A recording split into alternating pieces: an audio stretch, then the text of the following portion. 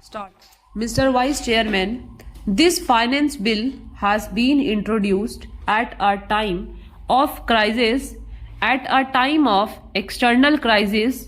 In addition to the Chinese on the north, we have incursions from the neighboring country on the west. Therefore, it seems to me that this finance bill and the budget proposals should be defense orientated, but we find no provision for increase in defense expenditure.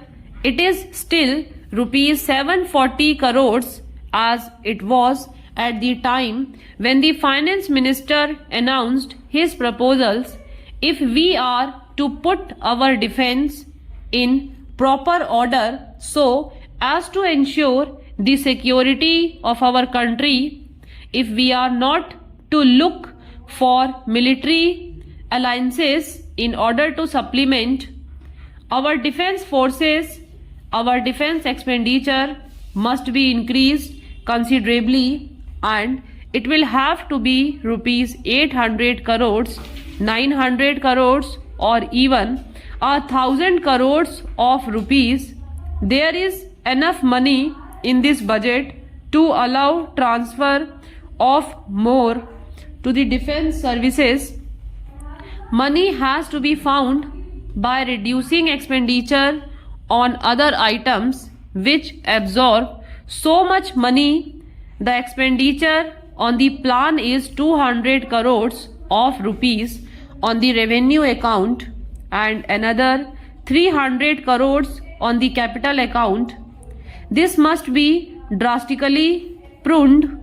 The plan expenditure must be reduced to indispensable expenditure. Expenditure may be required for the development of the country, like agriculture improvements and all facilities and aids that agriculture requires, like village roads, minor irrigation, reclamation of land, anti-erosion projects, literacy, without which our agriculturists cannot increase their productivity, technical education, which will also improve the productivity of not only the agriculturist but also those engaged in the industrial sector. There is certain expenditure which is unjustifiable in the present circumstances, in the present crisis situation in which we are placed. There is the expenditure on the planning commission. Cannot we really have a less expensive planning commission than the one which we have and which costs about 1 crore of rupees a year? The National Economic Development Council of England costs only 20 lakhs of rupees, 250,000 pounds sterling, and it does as good work as, if not better than, our planning commission to increase the productivity of England. There is also that absolutely unjustifiable item of family planning. I believe that in the fourth plan it will be raised to 70 crores. Then what about the expenditure on our administrative services? It has been growing steadily. We must have a commission on the pattern of the Hoover Commission, which proposed a reduction of $7,000 million in the administrative expenditure budget of United States of America. We must have a commission on that pattern in order to go into the whole business of our administrative system from top to bottom, from the center down to the states, in order to modernize it. We have been promised administrative reform committees in the Secretariat.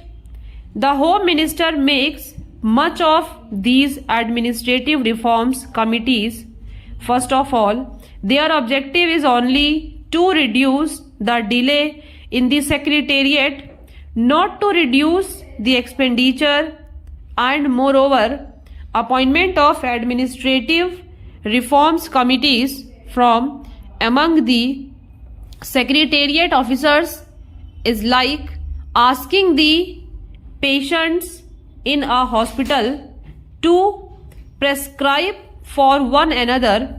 You must have an outside body, a scientific body of administrators composed of public men and of businessmen, such as the Hoover Commission was, in order to go into the whole business of the costly administrative system under which the country is suffering.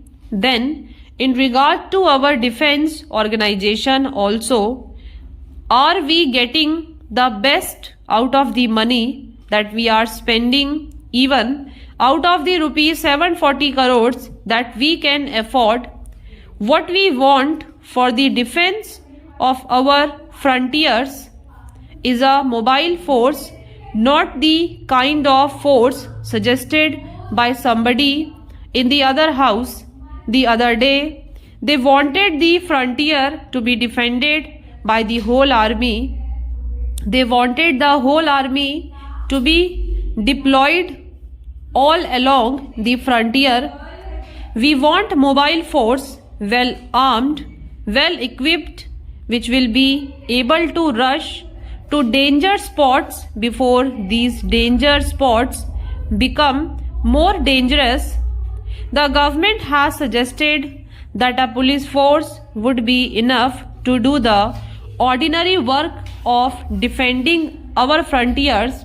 I hope it will be an armed police, something like the armed reserve police used in Madras now generally for suppressing the student riots. It might be better used in the ordinary day-to-day defense of our Pakistan border. Has the army got all the modern equipment that is required? Have we got enough machine guns, automatic rifles and grenades, and how many per unit? Have we enough small and medium tanks? Have we enough anti-aircraft guns? And have we enough helicopters, which are in evidence in the recent defense action against the Pakistan incursions?